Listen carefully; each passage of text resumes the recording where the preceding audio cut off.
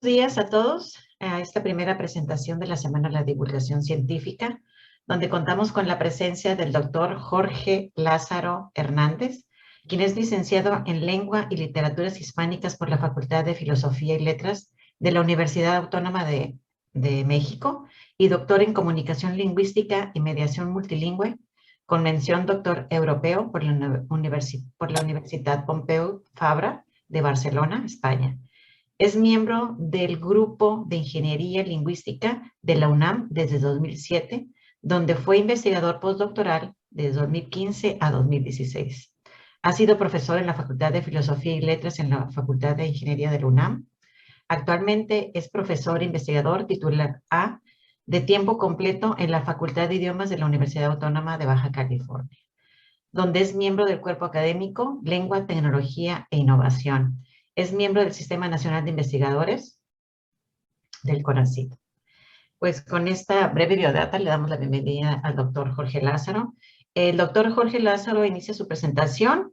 Al final va a haber un pequeño periodo para preguntas o comentarios que deseen hacer los asistentes. Igual pueden incorporar sus preguntas y comentarios en el chat y estaremos pendientes para la lectura. Pues bienvenido, doctor Jorge Lázaro. Muchas gracias, doctora Laura Fierro. Muchas gracias al posgrado de aquí de la Facultad de Idiomas, Campus Mexicali, por esta invitación. Y muchas gracias a todos ustedes por haber asistido, o por estar asistiendo a esta reunión y a esta primera jornada que tenemos, ¿no? Sobre las líneas de investigación y los proyectos que llevamos a cabo. Era una tarea pendiente que teníamos específicamente para todos los alumnos de licenciatura, para que sepan qué estamos haciendo tanto en la especialidad, como en la maestría, como en el doctorado, y claro, para nuestros amigos y nuestros colegas de fuera, para que también conozcan un poquito este trabajo, y que, bueno, podamos establecer algunas redes de colaboración y vinculación sobre todo, ¿no? Ya que a veces es un poco difícil, pero las maravillas de esta interconexión ahora nos permiten compartir todo sin necesidad de desplazarnos, ¿no? Alguna de las ventajas que tenemos ahora. Bueno, yo les voy a compartir una plática. Déjenme ver. Díganme si ahí se ve, bien, si ya se puede ver. Sí, ya, doctor, gracias. Okay.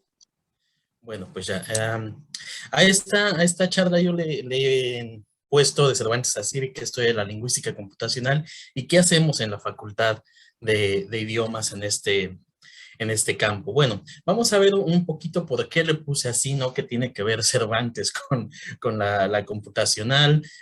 Justo hablaremos del padre de la computación, un poquito de teoría matemática, que es de donde surge toda esta idea del procesamiento de la lengua a través de otros métodos que no son los meramente teóricos, lingüísticos, ¿no? Hasta algunas perspectivas actuales, enfocados sobre todo, ¿no? Las perspectivas actuales a Ciri, y enfocados sobre todo en lo que hacemos, ¿no? En qué proyectos estoy involucrado, y estamos involucrados varios de los colegas en esta facultad, y con qué otros colegas de otras universidades participamos justo para llevar a cabo diferentes tareas y presentar diferentes productos y publicaciones. Y finalmente les presentaré algunos proyectos y líneas de investigación en los que ustedes se pueden integrar, ya sea a través de ayudantías, de servicio social, de estancias de investigación, de movilidad, o simplemente como parte de los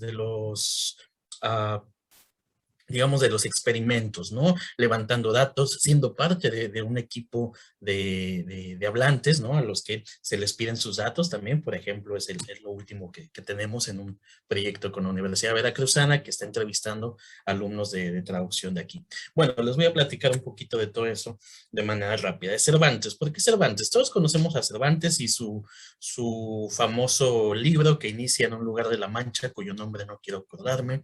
No ha mucho tiempo vivía en Hidalgo. Consideraba a Cervantes el padre de la novela moderna en español, debido a que supo conjugar todo lo que había antes de él, ¿no? Estas novelas bizantinas, moriscas, picarescas, novelas de caballerías, la sátira sobre novelas de caballerías, cuentos medievales, etcétera, ¿no? Es decir, dentro de su producción conjuga un montón de líneas, de perspectivas o de ramas de la misma literatura. Conjuga lo que había fuera, el mundo real, con lo que había dentro, es decir, lo que él hacía, que era escribir. Algo parecido sucede ahora con la lingüística y sucede ahora con el procesamiento de las lenguas. Hacia mediados del siglo XX, Alan Turing, el padre de la computación, se dio cuenta de que las computadoras podían ser un elemento clave en el procesamiento de la lengua.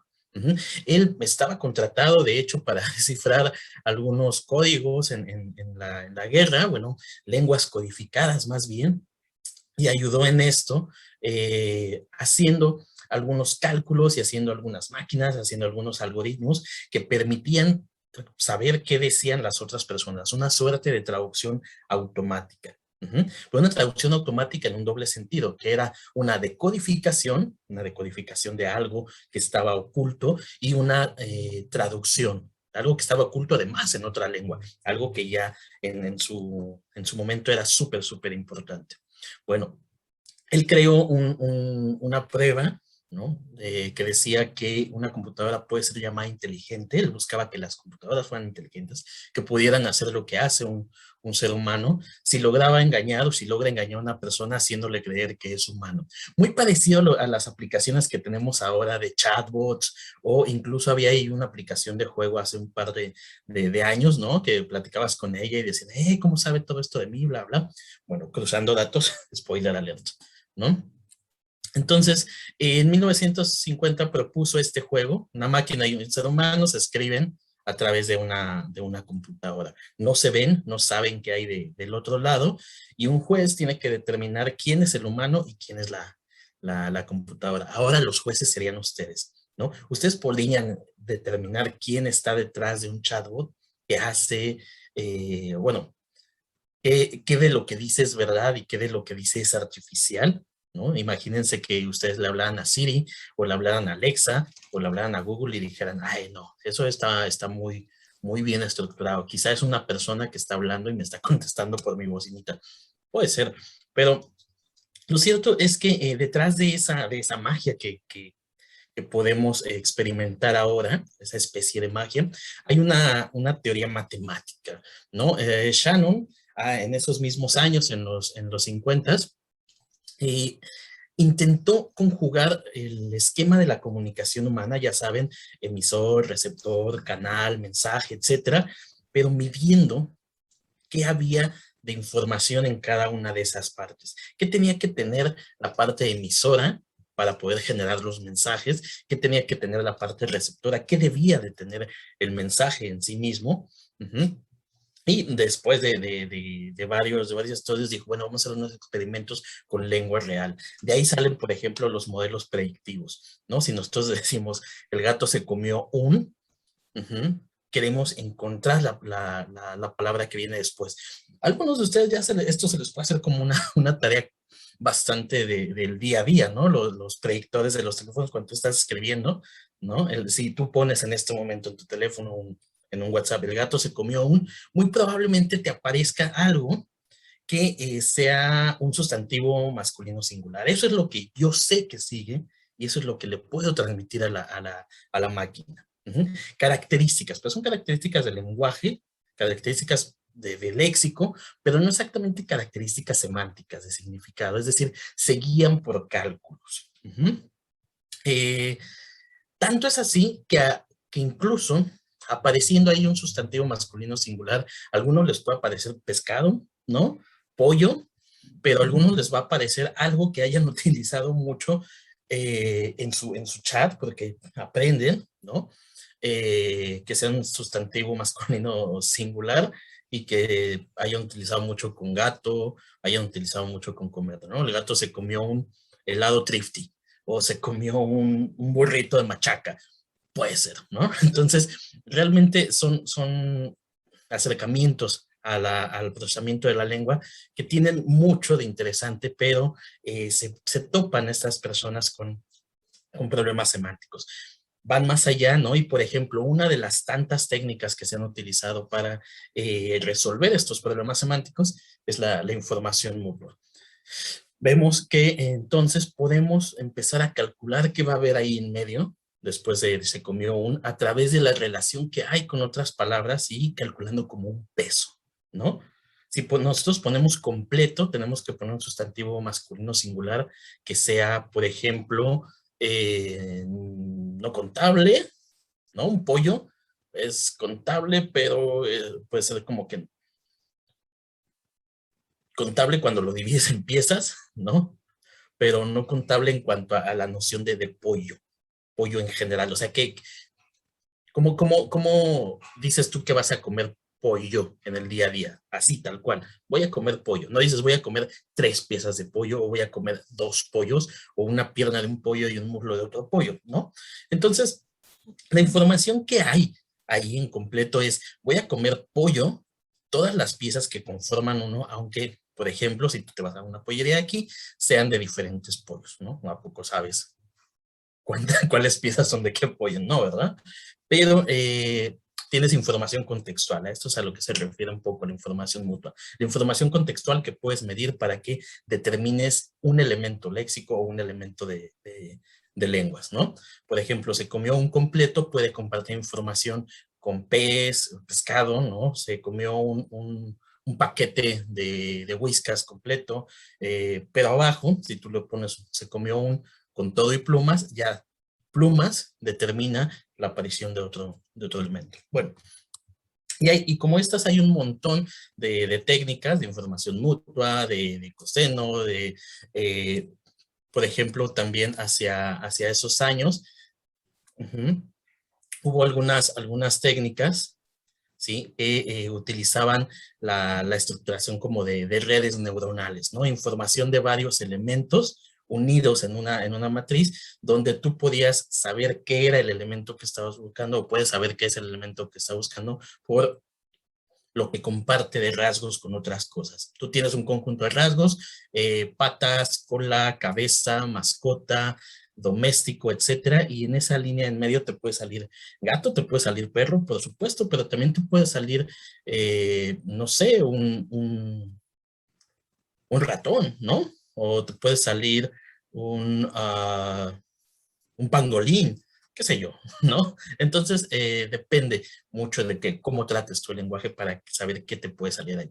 Estas son un montón de técnicas que pueden encontrar en Introducción a la Lingüística Computacional, si te vas a Wikipedia o te vas a los libros de varios autores. Lo que yo quiero que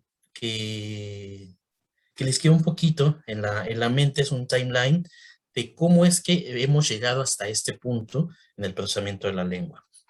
Por ejemplo, la teoría de Shannon de meter las matemáticas en la lingüística, ¿no? Una prueba de Turing de no solo meter las matemáticas, sino hacer inteligentes a las máquinas hacia los 50. En 57 sabemos que llega Chomsky y dice, a ver, pero no solo meter la inteligencia, sino que estructuralmente sea correcto, transmitir estos rasgos universales de los que hablaba Chomsky, esta gramática universal en las máquinas. ¿Es posible?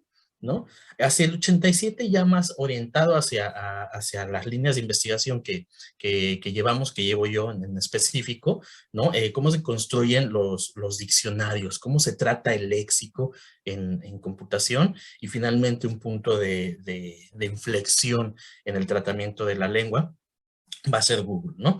Ustedes saben que tenemos este buscador enorme y en 2006 también tenemos el Translate, que está basado justamente en el procesamiento del lenguaje natural. La manera en que indexa Google las páginas es a partir del conteo y de la puesta en escena de la relación entre las palabras que hay dentro de las páginas de Internet, ¿no? Aunque también aborda otros rasgos. Bueno, y si llegamos hasta Siria, hasta el momento actual, vamos a ver. Estas tareas se han dividido tradicionalmente en dos campos que en realidad son complementarios. Esta es una guía, ¿no?, de lo que trata la lingüística computacional y lo que trata la ingeniería lingüística. De un lado tenemos corpus lingüísticos, analizadores sintácticos, etiquetadores, definición de lógicas, etcétera. Y del otro tenemos los procesamientos de textos, búsquedas automáticas, ¿no?, recuperación de información. Tenemos a Google, tenemos a Word, tenemos al Translate, tenemos a Pratt, etcétera. Y de este lado, en lingüística computacional, pues tenemos los diferentes corpus que ustedes conocen, o les mostraré un poquito adelante, y cuestiones que tienen que ver con la teoría. Básicamente, si tú quieres distinguir entre computacional, lingüística computacional e ingeniería lingüística, los lingüistas computacionales, ¿sí?, proponemos algoritmos y proponemos soluciones teóricas a problemas que tienen que ver con la lengua para su procesamiento automático, mientras que los ingenieros lingüistas o la ingeniería lingüística en general se dedica a programar, a pasar a un lenguaje artificial, lenguajes de programación, todas estas órdenes para hacer que esa máquina se vuelva inteligente, ¿no? Ya tal cual un desarrollo de inteligencia artificial, pero siempre partiendo de esta cuestión teórica. No son exclusivos, ¿no? Hay ingenieros que se meten a estudiar lingüística y saben mucho de lingüística, pero se dedican más a programar, por ejemplo, y hay lingüistas, ¿no?, que saben programar, por supuesto, y que las soluciones que proponen están acorde a todos estos lenguajes de programación, pero a veces uno se va más hacia un lado, hacia el otro, pueden cruzarse, etc. Esto es nada más una tabla orientativa, les digo. Entonces eso es lo que hacemos más o menos en lingüística computacional. ¿Dónde nos hallamos? Bueno, dentro del estudio de la lingüística, en una interfaz entre la lexicografía, la lingüística general, las matemáticas, la psicología, la lingüística histórica, etcétera, etcétera, ¿no? Entonces tenemos ahí, tenemos varios campos que ustedes ven a lo largo de su carrera en las diferentes materias, ¿sí? Ustedes ven morfología, morfosintaxis, análisis del discurso, ven terminología, ven corpus, etcétera, etcétera. Entonces, todo eso se cruza para generar soluciones que sean potencialmente automatizables, ¿no?, para diferentes herramientas o para mejorar las herramientas que ya hay. Por ejemplo, ustedes pueden proponer una solución en una tesis de licenciatura para un tipo de traducción específico, ¿no? Una traducción de coloquialismos, por decirlo de alguna manera, y que es una investigación de doctorado parecida, ¿no? Bueno. A ver. ¿Qué es lo que hacemos en la Facultad de Idiomas? ¿O qué es lo que voy haciendo en conjunto con varios colegas de la misma universidad, de la misma facultad y con otras instituciones? Por ejemplo, en una de los proyectos más interesantes para mí es la extracción automática de ejemplos. ¿Qué pasa si estás leyendo tú un documento especializado, de repente encuentras una palabra que no conoces? Normalmente decimos la saco por contexto, ¿no? Bueno, en este proyecto lo que hice fue tratar de investigar cuál es el proceso cognitivo por el cual nosotros podemos seguir leyendo y después, al reunir información de todo el texto, podemos sacar por deducción, ¿no?, el significado o el sentido o un poco de los rasgos de esa palabra que no conocíamos, ¿no? Y esto lo pasé a un algoritmo, ya vemos aquí, un algoritmo de procesamiento de los datos de los textos, ¿sí? A través de una formulita matemática. Estos son los 3 pasos a grandes rasgos de lo que se puede hacer para poder extraer un fragmento que no sea una definición, que sea una puesta en escena y en contexto de esa palabra que no conozco para entenderla mejor, ¿no? Que es lo que normalmente hacemos en la enseñanza, aprendizaje. Te doy un ejemplo de algo complejo que te estoy explicando para que lo puedas aprender, con la H intermedia, para que lo puedas hacer tuyo y digas, ya sé de dónde va y de dónde viene y hacia dónde va. Bueno, en la parte de abajo les voy a poner algunos artículos y algunas referencias de dónde está esta información que yo les estoy explicando rápidamente, para que si quieren lo pueden consultar, ¿no? Por ejemplo, hay un problema también en el tamaño de los datos. Ahora que tratamos la lingüística y que tenemos que hacer siempre corpus, el problema es qué tan grande tiene que ser mi corpus para poder yo analizar cualquier fenómeno de lengua. Alguna traducción especializada, algún, no sé, léxico regional, vamos a ver aquí, o el conocimiento de una lengua extranjera, cuántas palabras tengo que conocer de una lengua extranjera, cuántas estructuras para decir que tengo más o menos ese cierto conocimiento. Bueno, el problema es el tamaño de los datos y vemos ahí, por ejemplo, cuántas páginas tiene Google indexadas y actualmente Mazo 35 trillones, ¿no? En este artículo que está abajo, hablo un poco de esto, ¿sí? De qué es lo que sucede ahora con el Big Data, con la masividad y la accesibilidad a todos esos datos y cómo los podemos manejar para hacer investigaciones enfocadas a un objetivo o algunos objetivos en particular. También me dedico un poco a hacer léxico especializado, tratamiento de léxico especializado a través de la lingüística computacional, a través del diseño de corpus, por ejemplo, el corpus del derecho penal que dirigió la doctora Eleonora Lozano, ¿no? O, por ejemplo, bases de datos terminológicas, por ejemplo, la base de NALTERM, que dirigió la doctora Joana Cornia de la UNAM. El de derecho penal es de aquí, de la UABC, y el de NALTERM de la UNAM, ¿no? Abajo les dejo algunas referencias sobre estos proyectos y las publicaciones asociadas a ellos. Tenemos la interdisciplina. ¿Qué pasa si yo me quiero ir más hacia las humanidades? Algo que no tenga tanta ingeniería o matemáticas o que no exige esto. Bueno, puedes utilizar herramientas. Hay herramientas disponibles para hacer otro tipo de análisis. Por ejemplo, análisis de literatura. Si quiero hacer traducción literaria, si quiero hacer corpus, aquí les pongo un ejemplo, basado en literatura de mujeres, o basado en cómics, o basado en manga, en anime, o basado en tradiciones de mi región, etcétera. Lo puedo hacer. El campo de las humanidades digitales, donde se inserta también la lingüística computacional, es un poco más amplio y lo lleva hacia cuestiones como la historia, como hacia el procesamiento de datos culturales, la sociología, etcétera.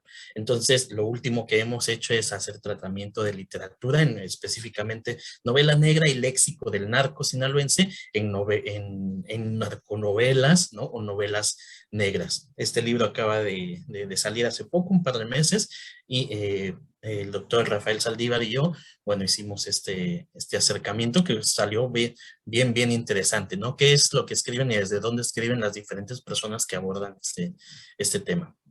Ya casi para terminar, léxico regional e inclusivo tratado computacionalmente, algo que me interesa mucho y que me ha interesado mucho en los últimos años y a los que le estoy poniendo bastante atención, es cómo se habla en una zona a partir de la inspiración de otros trabajos como el del doctor Everardo Mendoza en Sinaloa, con su diccionario léxico regional de Sinaloa. Bueno, aquí a través del esfuerzo de varias personas de la facultad, tanto de Tijuana, Ensenada, Tecate y aquí mismo en Mexicali, en coordinación con el doctor Álvaro Rábago, el doctor Rafael Saldívar, el doctor Antonio, hemos creado este corpus del habla de Baja California. Ajá, hemos hecho la interfaz y tenemos ahí datos de entrevistas, tenemos grabaciones, tenemos léxico coloquial, tenemos trabajos que han hecho los alumnos de aquí mismo, entonces pues está bastante interesante, ¿no? Y por otro lado sacamos un libro del año pasado sobre léxico del español de México basado en corpus, donde van a poder encontrar temas como el léxico de los panes, los nombres de los panes, los albures, el léxico del narco, un corpus de Puebla, un corpus el mismo corpus de Baja California, etcétera, ¿no? Aquí las preguntas que intento resolver es cierto que hablamos muy diferente en México, ¿por qué no se habla casi de sexo y diversidad lingüística en los estudios lingüísticos, o se hace de manera muy limitada? ¿El léxico empanadero es tan importante como el de un científico? Yo pienso que sí, desde el punto de vista lingüístico, ¿no? Y el albur en la lingüística también, ¿no? Elementos que me gusta mucho tratar porque están más bien hacia los límites del tratamiento científico. Igualmente les dejo ahí algunas referencias. Y finalmente, ya para terminar, proyectos y líneas de investigación y dónde te puedes integrar, tanto si eres alumno de esta facultad como si eres algún colega que quiere colaborar. En el área lingüística de corpus, Tratamos corpus regionales especializados, teoría sobre corpus, herramientas y diseño de explotación. Aquí les pongo una captura de pantalla del sitio de los corpus lingüísticos desde la UNAM, y esto es muy importante porque es un trabajo conjunto. Si ustedes ven ahí, tenemos corpus de Sinaloa, del derecho penal, de lenguas mexicanas, ¿no? Náhuatl, maya, tzotzil, etcétera, de Baja California, el de Puebla, tenemos de ingeniería, del español de México, que es el que utiliza el diccionario del español de México, dirigido por Luis Fernando Lara, por ejemplo, ¿no? El de trata de personas, lengua escrita, etcétera, etcétera. Entonces, la línea de lingüística de corpus la tenemos bastante desarrollada, bastante madura, y tú puedes integrarte para hacer corpus específicos o para saber un poco más sobre la teoría de corpus. También te puedes meter en el área de la lexicología y lexicografía a través del tratamiento del léxico regional, léxico coloquial, ¿no? Interfaces entre lexicología y terminología, diseño de glosarios especializados y vocabularios, sobre todo estos elementos que son herramientas para la traducción, por ejemplo, hacer traducción literaria, hacer traducción especializada, o para la enseñanza de lenguas, ¿no? Mientras más conocimiento tengas de esto, ¿no? De esta competencia lingüística, cultural y social, pues puedes acercarte un poco más a niveles más altos de dominio de una lengua. Aquí abajo también les dejo algunas fuentes. Por ejemplo, en el Routledge Handbook, ¿no? Ya va a salir el de los corpus como fuentes de datos lexicográficos. Tenemos por ahí la traducción de coloquialismos con un alumno de doctorado, Jairo Andrade, y tengo en preparación un librito que se llama El Léxico de Baja California, ¿no? Que justamente va a explotar el corpus y va a tratar de mostrar las características especiales o las características particulares de las palabras que se utilizan en este estado. Y finalmente, para enseñanza de lenguas traducción, tenemos un manualito, también en preparación con un equipo de becarios. Ya tenemos alumnos y tenemos académicos, ¿no?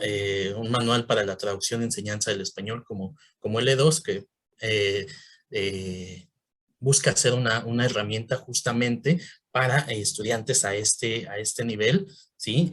Que van a dar clases, ¿no? Todos terminamos dando clases saliendo de este tipo de carreras. Entonces, este tipo de materiales creo que son bastante importantes. Movilidad de estancias de investigación, el programa Delfín, o las estancias en otras unidades de investigación, en otros grupos de investigación, también son posibles a través de los programas de movilidad de la UABC.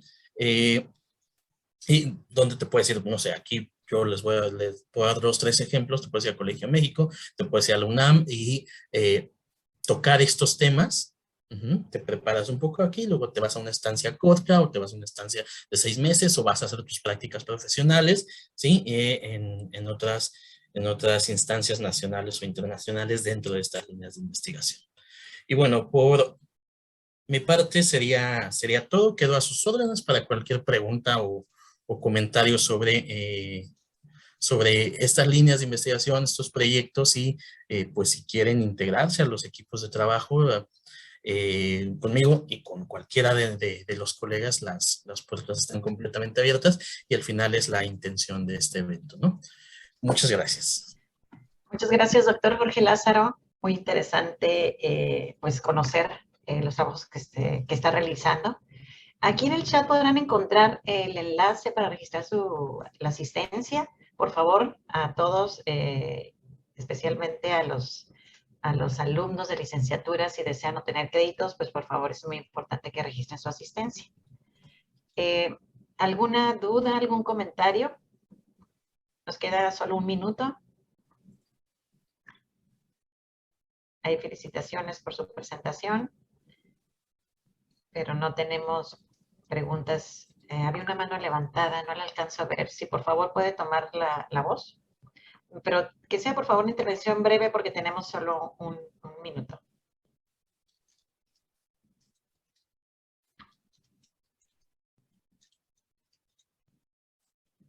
Bueno, felicitaciones a Isabel Félix, doctor David Toledo, Cecilia Corrales. Pues bien, pues si no tenemos ninguna pregunta, comentario, y debido a que ya tenemos el tiempo límite, igual recuerden que pueden enviar sus comentarios ya sea al correo de posgrado o también directamente con el doctor Jorge Lázaro. Sí, les pongo ahí el correo, ¿no? por si alguien quiere hacer alguna consulta particular. Así es. Muy bien, perfecto. Muy bien, Jordana. Nada más, te recuerdo, Jordana, nada más de registrarte en el enlace. Muy bien, pues muchas gracias, doctor Jorge Lázaro. Estaremos en contacto y pues nos vemos el día de mañana con otra sesión de la Semana de la Divulgación Científica. Muchas gracias a Gracias. todos. Hasta luego.